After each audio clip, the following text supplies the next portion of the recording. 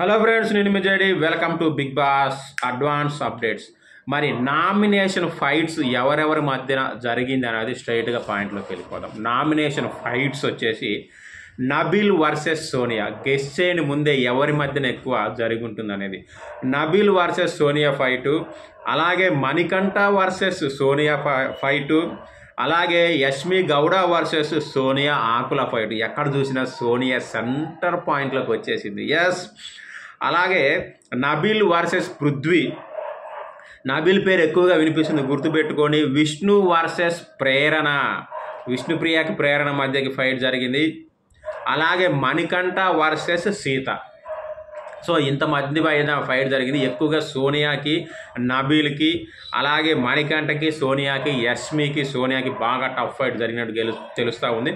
మరి వీళ్ళలో ఎవరు కరెక్ట్ అయ్యి ఉంటారా అనుకుంటున్నారు? సోనియానా, నబీలా, నాగమణికంఠనా? కామెంట్ చేయండి. ఇంకా చాలా అప్డేట్స్ ఉన్నాయి, ఇస్తూనే ఉంటాను. బాయ్.